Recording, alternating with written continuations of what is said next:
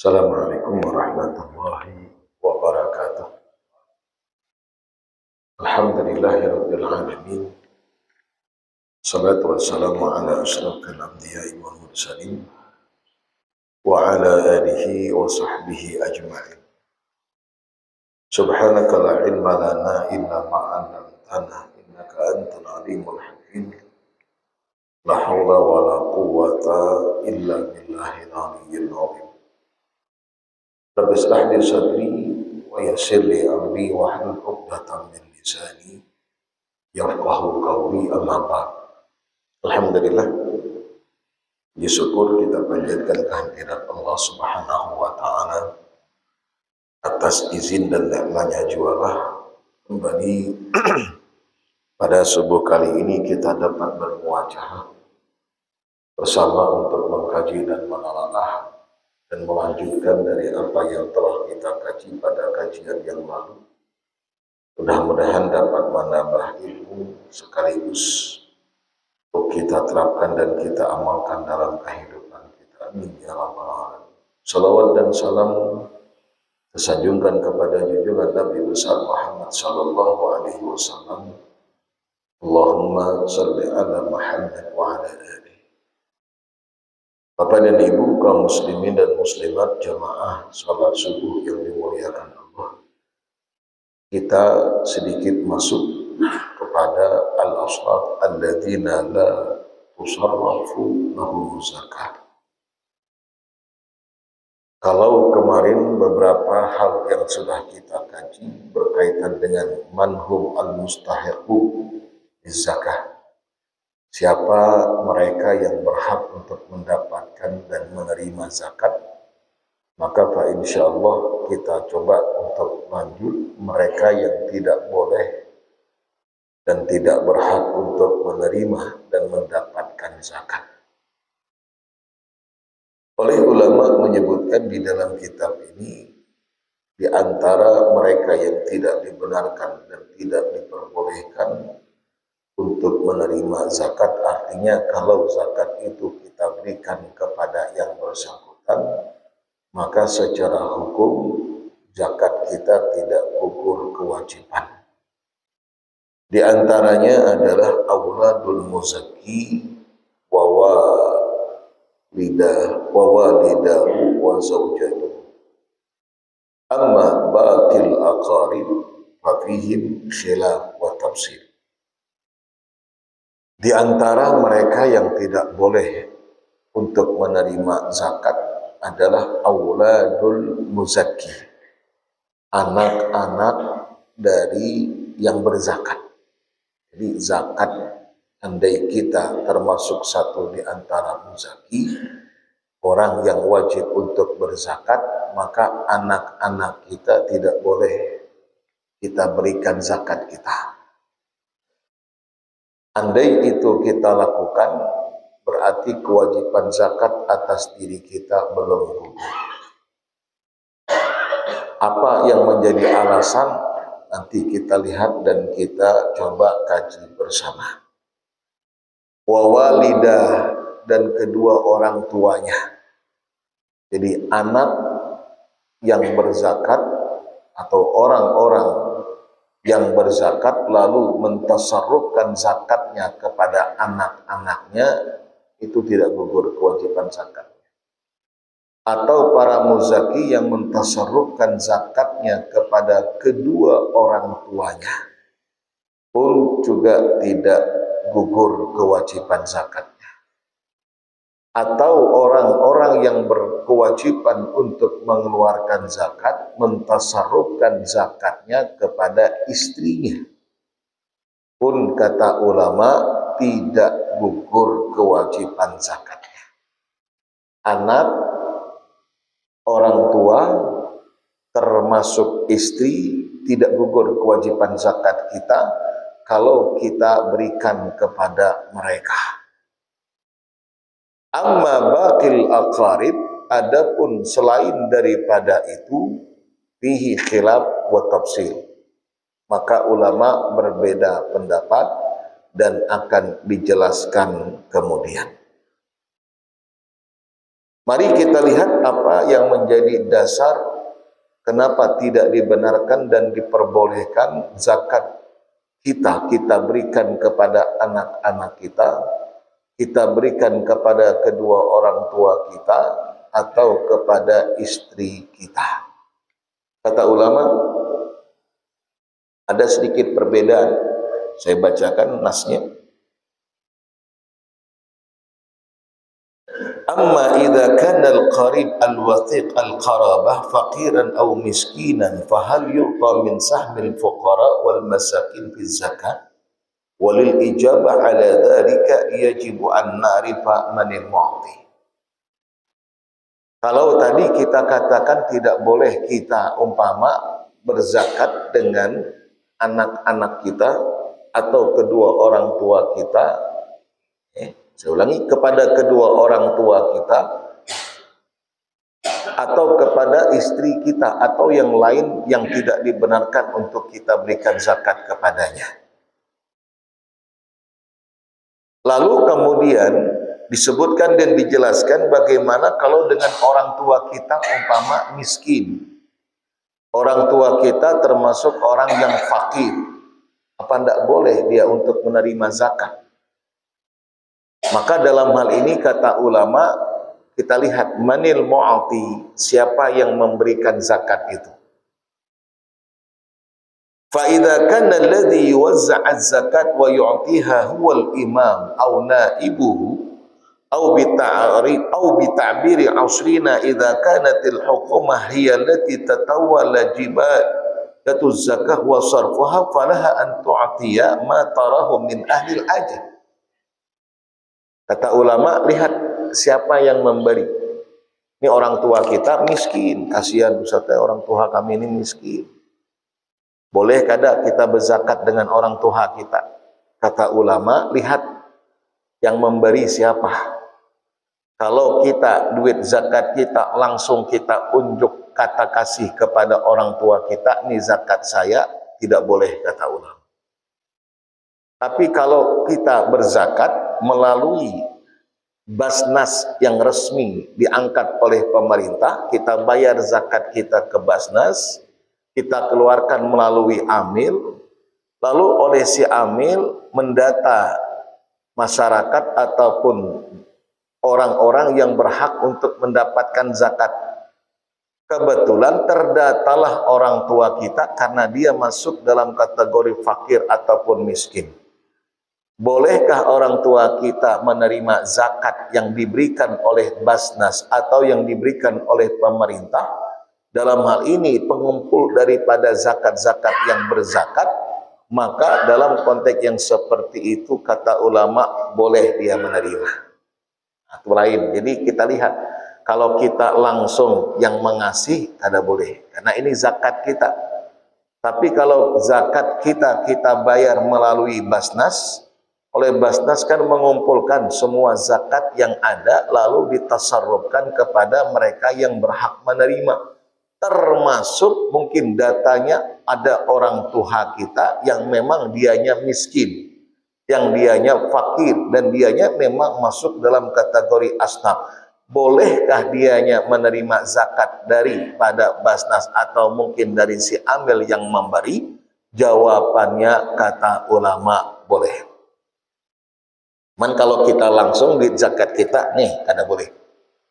Tapi kalau melalui pemerintah atau mereka yang bertugas dan berwenang untuk mengumpulkan zakat, lalu setelah dikumpulkan kemudian disalurkan kepada yang mustahik, termasuk orang tua kita, boleh apa tidak? Boleh kata ulama. Tapi bukan kita dalam arti kata inilah orang tuaku, zakatku ini sagan orang tuaku hanya kada. Tak kumpul samunyaan, lalu kemudian ditasarrufkan kepada yang berhak menerima, kebetulan masuk datanya orang tua kita, tidak masalah. Ini kita lihat. Lianna sahibaz zakah yadfa'uha ila waliyil amril muslim kad ablaghaha mahaluha wa muri'at dimatuha minha. Karena muzaki tadi sudah mengeluarkan zakatnya melalui orang yang berhak untuk menyalurkan, yaitu dalam hal ini amil atau basnas. Berarti sudah gugur kewajibannya. Maka amil yang resmi itu, kalau kita mengeluarkan zakat melalui amil yang resmi, itu ketika kita sudah mengeluarkan zakat kita, gugur kewajiban kita. Andai amil tidak menyalurkan tepat pada sasaran, tunang berdosa amil tadi, kewajiban kita gugur. Tapi kalau kita menyalurkan kepada yang tidak resmi, atau dalam arti kata zakat kita salurkan kepada orang yang tidak berwenang untuk mengumpulkan atau menerima untuk mentasarufkan, maka lihat, kalau ternyata kita sudah mengeluarkan zakat sekalipun, lalu dia mentasarufkan, memberikan kepada yang berhak menerima sampai kepada sasaran, gugur. Tapi kalau kada sampai pada sasaran, kewajiban zakat kita kada gugur, kata ulama. Makanya mencari amil itu pun juga harus jujur. Maka di situ kata ulama, ada amil yang memang sudah dinyatakan sah secara hukum. Kalau kita bayar melalui amil, kewajiban kita gugur sudah. Andai si amilnya tidak amanah, tunang berdosa amilnya. Tapi kalau amil-amilan, artinya kada resmi, masih istilahnya ini ya apa bahasa kita, ilegal lah. Kada resmi, kada apa namanya, secara ketetapan hukumnya kada jelas, lalu kita salurkan ke sana, andai dia berikan kepada yang berhak menerima, gugur kewajiban kita. Tapi kalau dia salurkan kepada yang tidak berhak menerima, maka kewajiban zakat kita, kata ulama, belum gugur lagi. Itu bedanya. Bedanya di situ. Jadi kalau amil memang resmi dan sudah memang ditetapkan sebagai amil, lalu kemudian kita keluarkan zakat melalui dia, itu gugur sudah, otomatis sudah gugur. Andai sekalipun dia tidak menyalurkan tepat pada sasaran, nang berdosa amilnya. Kalau yang tadi, yang berdosa memang amil-amilannya, kemudian kita pun kewajiban zakat belum gugur karena tidak sampai pada sasarannya. Nah, makanya kata beliau, kok bisa orang tuh hanya dapat zakat dari zakat yang dari zakat yang memberinya pemerintah? Karena dianya sudah membayarkan zakatnya, mengeluarkan zakatnya dari zakatnya, dari hartanya melalui amil umpamanya, atau pemerintah yang sudah dibentuk badan resmi. Berarti secara tidak langsung ketika dia mengeluarkan zakat melalui amil yang resmi itu, gugur sudah kewajibannya. Adapun si amil tadi mentasarufkan tentu kepada yang berhak, termasuk diantaranya orang tuanya karena fakir.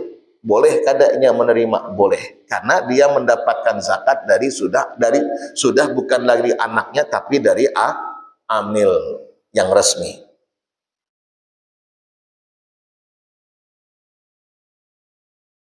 Wa idza kana al-qarib faqiran aw miskinan wa kana ma yu'tihi huwa al-qarib nafsa fala budda an nanzura fi darajati qarabati wa man yakunu huwa li hadhihi al-qarib bihadzal fa in kana adal faqir aba lil muzaki aw umma, maka bila mana yang memberi zakat itu adalah kerabatnya, yang diberi juga kerabatnya, orang terdekat. Kita lihat kata ulama, kalau yang dilihat dari segi apa? Darajatul qarabah, tingkat kedekatan orang yang memberi zakat kepada yang diberi zakat. Kalau sekiranya fakir dia, yang diberi itu adalah aban lil muzaki, abah dari orang yang berzakat langsung, au umman atau mamanya, au ibnan atau anak laki-lakinya, au bintan atau anak perempuannya, wa kana mimma yujbar ala nafaqati alaihim, sementara mereka-mereka itu berhak untuk mendapatkan nafkah dari si muzaki ini tadi. Anaknya kan wajib dinafkahi, istrinya wajib dinafkahi, orang tuanya juga wajib untuk dinafkahi. lalu diberikan kepada mereka yang berhak untuk mendapatkan nafkah dari si muzaki itu tadi, maka ujar ulama kada dibolehkan secara hukum dan zakatnya kada gugur kewajibannya. Nanti kita balik, kalau sekiranya bini berzakat lawan laki kayak apa, bini sugih benar orangnya, peninggalan warisan dari abahnya banyak, dari umahnya sugih, lalu kemudian hendak berzakat, lakinya miskin. Nah, cuman jarang pengenang kayak itu. Kayak apa secara hukum hendak berzakat diunjuk kepada laki, boleh apa kada? Atau boleh. Kenapa? Karena bini kada wajib menafkahi laki. Tapi amun laki sugih, bini miskin, lalu hendak berzakat lawan bini, kada boleh. Kenapa? Karena bini itu kewajibannya untuk dinafkahi. Maka kayak apa aja, bini umpamanya banyak hartanya, nya kada wajib menafkahi keluarganya, yang wajib tetap lakinya. Makanya yang wajib begawi itu laki. Bini itu kada wajib begawi. Tapi amun hendak begawi kayak apa? Izin laki dahulu. Dan aman daripada fitnah. Lihat dalam satu riwayat ada kejadian, Ja'a fil musnad wa sunan min ghairi wajhin an Rasulillah sallallahu alaihi wasallam annahu qala anta wa maluka li abi. Ada seorang yang datang kepada Rasulullah. Jadi kisahnya mengadu, ya Rasul, ulun punya orang tua masih. Maka orang tua ini tinggal bersama dengan saya. Semua kebutuhannya ulun yang memenuhinya, makan, pakaiannya, tempat tinggalnya. Ini orang mengadu kepada Rasul dengan harapan agar Rasul menegur orang tuanya. Karena ya boleh dikatakan sedikit merepotkan si anak ini tadi. Makanya mengadu. Istilahnya tuh hendak minta perlindungan, hendak minta apa istilah bahasa kita bukan keringanan, hendak minta agar Rasulullah, hendak minta pembelaan agar Rasulullah menegur orang tuanya, coba pang jangan menyulitakan anak, kayak itulah kira-kira. Karena semua kebutuhan orang tuanya si anak yang memenuhinya, berdiam di rumah anaknya, makan lawan anaknya, kemudian diperhatikan semuanya. Nah, maka ini mengadukan kepada Rasul. Tapi apa setelah diadukan hal itu kepada Rasul, Rasul bukan membela si anak, tapi justru membela orang tua anak. Ujar Rasul, anta wa maluka li abi. Ketahuilah engkau dan seluruh hartamu itu untuk orang tuamu. Jadi harta kita itu milik orang tua. Jadi jangan diperhitungkan berapa sudah habis kita mengeluarkan biaya untuk orang tua kita. Ya ada kadang-kadang dihitungnya sehari makan berapa, sebulan ya sekian habis baras. Nah, dihitungnya bertempat tinggal di rumahnya berapa sewanya, banyu dihitungnya, listrik dihitungnya, semuanya ditotalkan sekian harus bayar. Itu ada anak nang kaya itu. Apa yang terjadi setelahnya? Sedih tentunya orang tua itu. Untung kada menghitung inya melahirkan, mengandung 9 bulan, melahirkan, menyusui, kemudian memelihara, mengasihi dan seterusnya. Itu yang kada terperhitungkan oleh orang tua kita.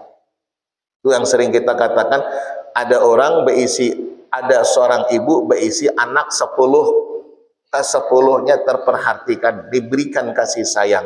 Tapi ada satu ibu punya anak 10 anak belum tentu bisa memberikan kasih sayang kepada satu ibu ini tadi.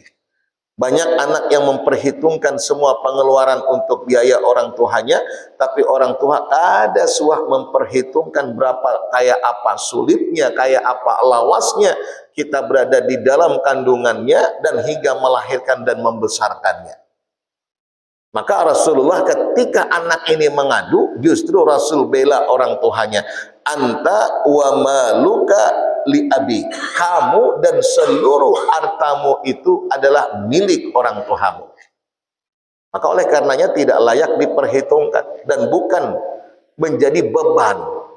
Karena apa? Karena memang itu adalah milik orang tua, karena orang tua kewajiban kita. Maka jangan pulang gara-gara orang tua, inilah aku berzakat lawan pian. Kan coba orang tua dianggap beban, karena ini zakat bukan untuk orang, bukan untuk kerabat. Zakat adalah untuk asnaf yang sudah ditetapkan oleh Allah. Andai dia fakir sekalipun dan itu orang tua kita, tetap kewajiban kita menafkahinya. Maka kada gugur kewajiban zakat kita. Karena itu wajib kita yang menafkahinya. Maka ada yang kadang-kadang kita melihat kasihan. Orang tuanya mengemis di mana-mana, anaknya maka sugih orangnya. Anaknya hidup dalam berkecukupan, orang tuanya mengemis kemana-mana. Dibiarkan. Kita kasihan melihat yang seperti itu. Padahal orang tuanya, harta yang kita punya adalah milik orang tua. Maka kata ulama, kalau yang memberi kepada kerabat itu adalah, atau yang diberi kerabatnya itu adalah orang-orang yang terdekat dan wajib nafkah atas mereka, ada gugur kewajibannya. Lalu bagaimana dengan yang lain? Kerabat-kerabat yang lain, apakah gugur kewajiban kita atau kepada mereka yang tidak wajib untuk kita menafkahinya? Contoh seperti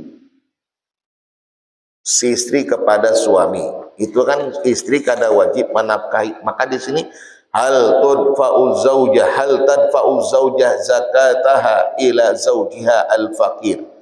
Amma daf'u zaujah hiya min zakatiha ila zaujiha al-faqir awil miskin. Faqad zahaba Abu Hanifah wa ba'dul fuqaha ila annahu la yajuz.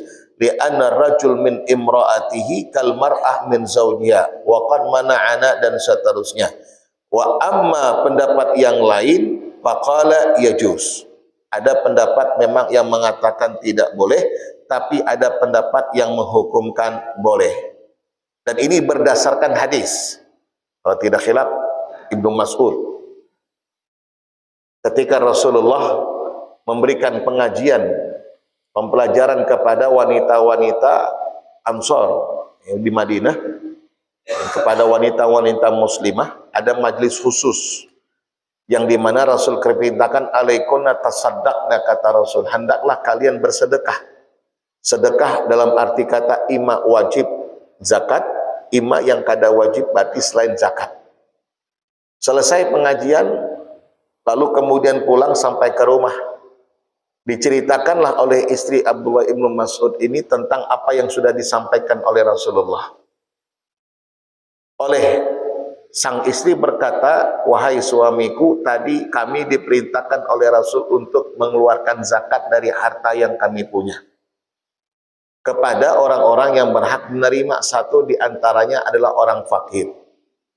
Bukankah aku termasuk orang yang punya banyak harta, sementara engkau orang yang tiada berharta, ujar nang bini tadi. Nah, kira-kira amun seandainya aku berzakat lawan engkau wahai suamiku, kayak apa, boleh apa kada? Coba pang takunakan kepada Rasulullah. Nah, itu sang istri meminta agar suaminya mau mempertanyakan hal itu kepada Rasul Sallallahu Alaihi Wasallam, yang ianya ketika disuruh dan diperintahkan oleh Rasul untuk berzakat, terbesitlah benar-benar pikirannya, kenapa ke orang lain? Bukankah suamiku orang yang fakir? Bukankah suamiku orang yang tiada berharta? Andai aku berikan kepada suamiku kayak apa? Nah, disitulah ia ingin tahu kejelasan hukum, lalu minta kepada suami untuk mempertanyakan hal itu kepada Rasulullah. Tapi sang suami berkata, sudah, situ aja nama nakuni, ujarnya. Sebab kadang mungkin aku menakuni, seakan-akan aku hendak berharap zakat, kan begitu logikanya. Akhirnya sang istri pun berangkat bersama dengan wanita lain untuk menemui dan menjumpai Rasulullah Sallallahu Alaihi Wasallam dalam mempertanyakan hal itu. Nah, ini pembelajaran yang luar biasa. Makanya kalau kita kada paham dengan hukum, ditakonakan. Kita kadang-kadang kada paham lawan hukum, tapi kita kada hendak menakonakan. Apalagi kalau perkara itu sedikit menyulitakan kita atau sedikit mungkin menghilangkan atau mengurangi harta atau kepemilikan kita. Kadang kita hendak menakuni kalau itu sekira-kira memberatakan atau merugikan. Itu jarang hendak bertakun. Sudah aja kalau usah ditakuni, karena mau bertakuni tahu kita haram, imbaham kada boleh lagi. Itu banyak. Dulu ada kasus walet, burung sarang burung walet, bingungnya ada hendak menakuni, ada yang menakuni, ada yang kada, ada yang menjawab halal, ada yang menjawab haram. Sekali selidik nang menjawab halal, kebujuran kada beisi walet, nang menjawab halal nang beisi walet. Jadi bujurnya nang mana? Kita perlu takonakan, karena hukum itu bukan kemaslahatan kita. Dasarnya Quran dan hadis dan pendapat para ulama. Kullul lu'ab, lu'ab itu liur, binatang, ma'adal al-kalb wal khinzir, selain daripada anjing dan khinzir dikiaskan kepadanya anjing, maka ujar ulama fahuwa tahir, suci. Lu'abnya itu suci. Liur kucing suci, semuanya masih dihukumkan suci, kada najis. Kecuali anjing. Kalau anjing itu idza walagal qalbu fi ina'i ahadikum falyaqsilhu sab'an ulahunna biturab. Hadis sahih diriwayatkan oleh Imam Bukhari dari Abi Hurairah radhiyallahu taala an. Kalau bejana tak kena jilatan anjing, maka hendaklah dicuci 7 kali cucian dan diawali dengan tanah. Ini hadis berdasarkan hadis ini najis jilatan anjing mughalladhah. Dan jilatan itu ada yang mengkiaskan dengan semua ketubuhnya, dengan ada yang cuman hanya mengkhususkan jilatannya. Selain daripada anjing dan dikiaskan padanya babi, tahir.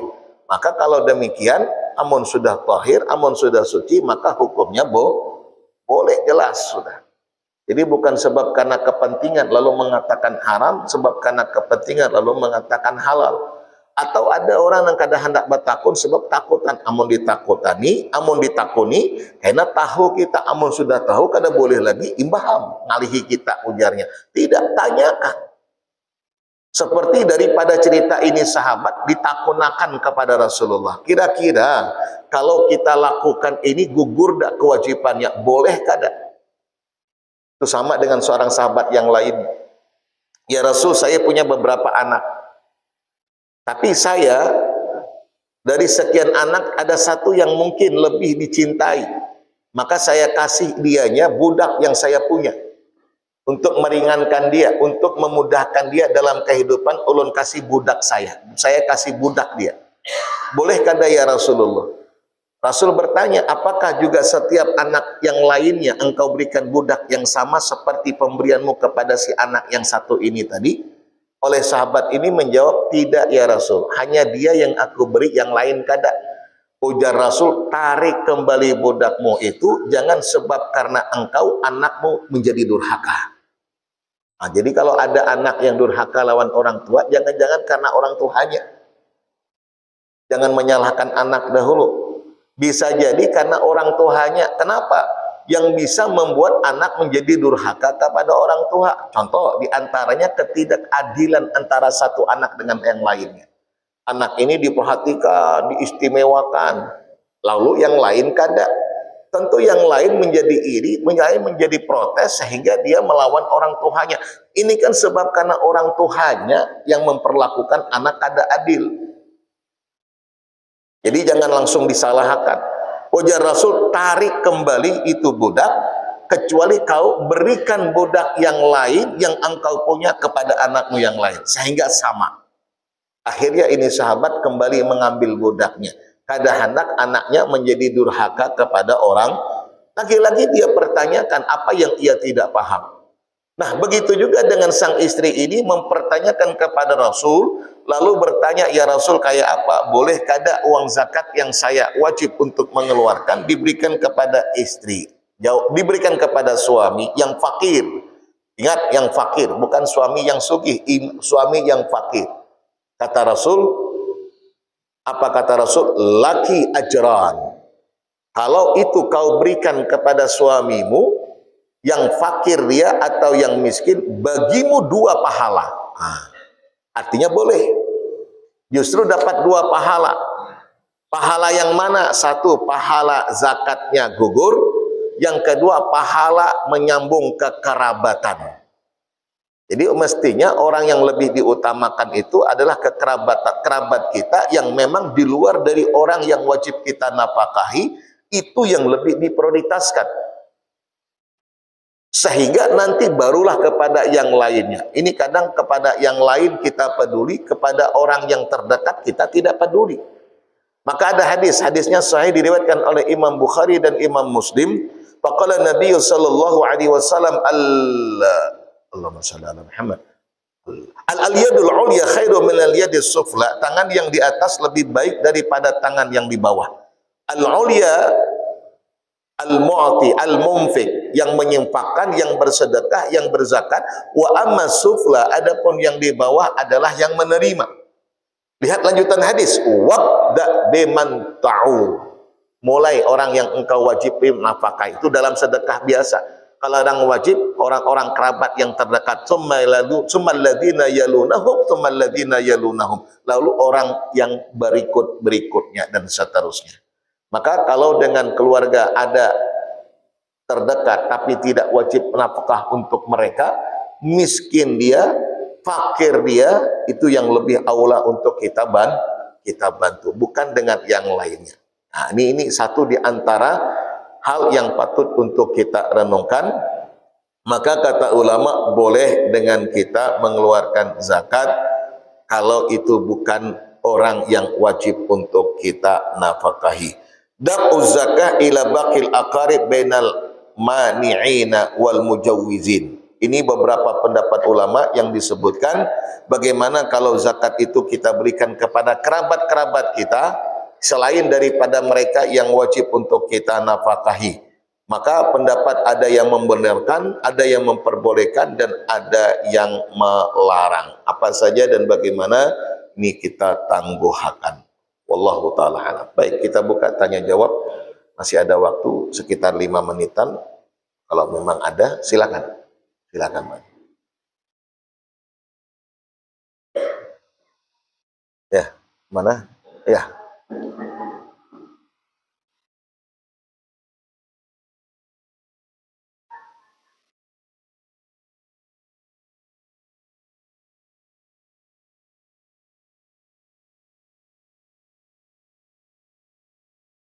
Ini nepotisme ini. Karena ya, jadi melebihkan itu bukan karena orang tua. Jadi ingat, melebihkan, tadi kita pernah sampaikan, kan tadi kan dia mendata termasuk orang tuanya, karena dia miskin, tidak ada masalah. Karena yang dia akan berikan itu bukan duit dari zakat dia, tapi dari zakat yang terkumpul. Tetapi melebihkan itu jangan karena orang tua. Kita lihat sesuai dengan hajat dan kebutuhannya. Kalau sebab ini orang tua saya lalu kita lebihkan, sementara dia mungkin tidak begitu berhajat, tapi ada yang lebih berhajat, kenapa itu tidak dilebihkan? Nah, itu nanti kenanya apa bahasa orang nepotisme. Itu gara-gara orang tua lalu kenapa dilebihkan, sementara dia bukan berhajat bukan berhajat lebih, sementara ada yang berhajat lebih, tapi kenapa tidak dilebihkan? Jadi kalau mau melebihkan, kita telah sampaikan, tidak ada batasan tertentu berapa banyak yang harus kita berikan kepada asnaf. Anggap dia fakir, dia fakir, dia fakir. Kita harus samakan? Tidak. Kita harus pukul rata sekian juga tidak. Berapa kita beri berbeda sekalipun boleh. Tapi kenapa? Karena kita harus lihat unsur hajatnya, bukan karena unsur keluarganya. Ini memang punya hajat, berikan lebih, silakan. Tapi kalau ini, wah ini orang tua saya, ini itu tidak dibenarkan. Karena akan menimbulkan kecemburuan. Kalau itu yang disebabkan, itu akhirnya nanti protes.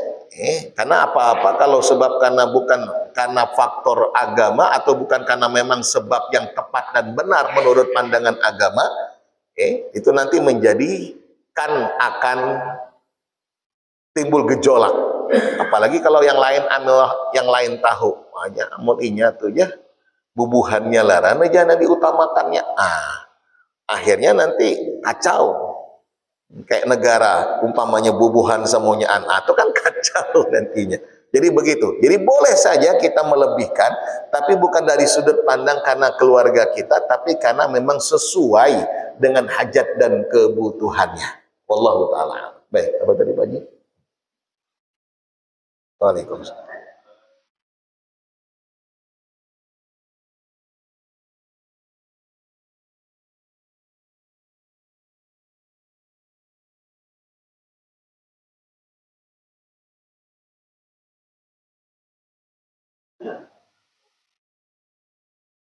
Gimana?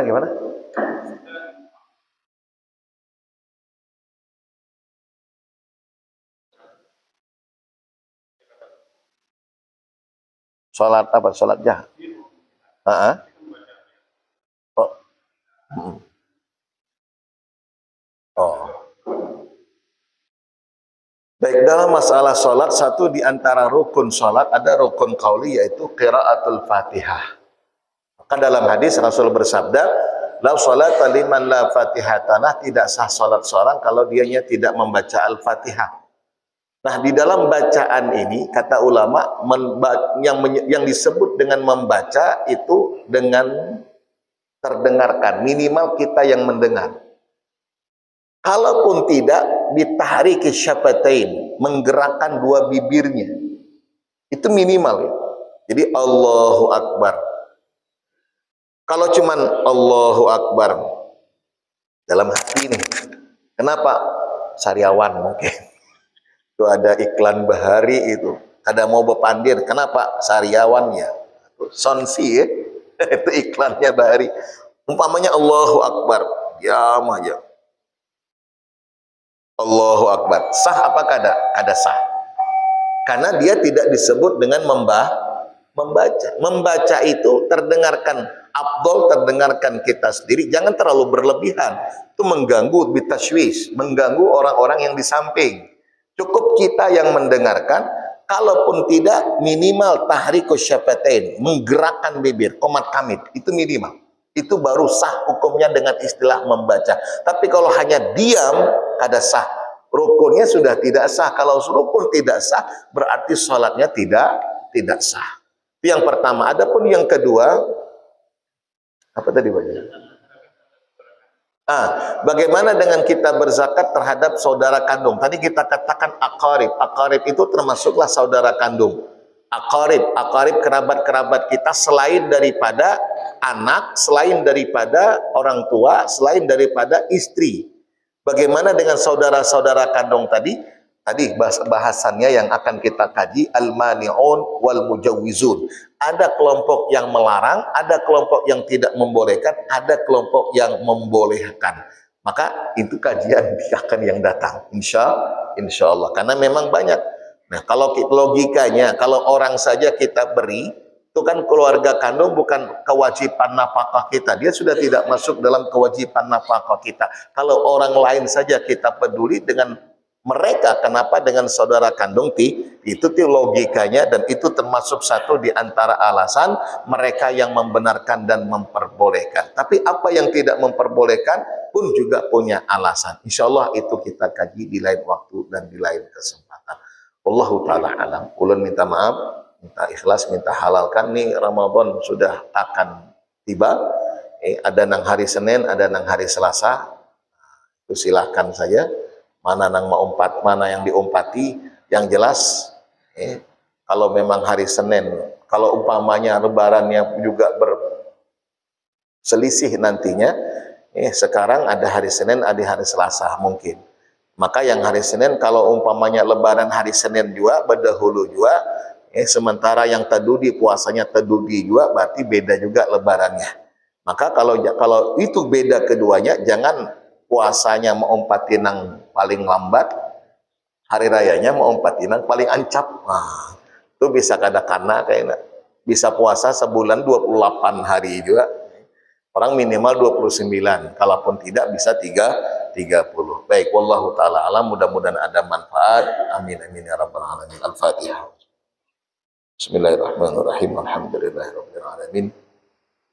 Ar-Rahmanir Rahim Maliki Yaumiddin Iyyaka na'budu wa iyyaka nasta'in ihdinas siratal mustaqim siratal ladzina an'amta 'alaihim ghairil maghdubi 'alaihim waladdallin.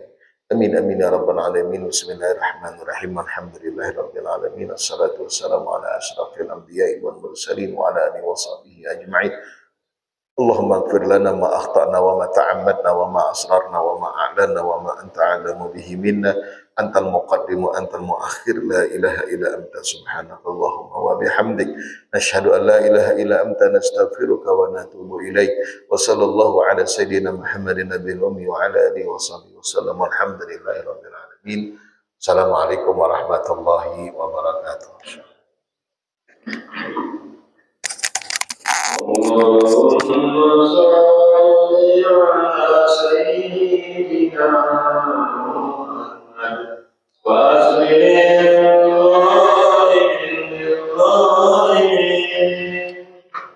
Allahumma sholli ala sayyidina Muhammad wa aslim ghairil zalimin wa akhrijna min ghairil salimin wa ala alihi wa sahbihi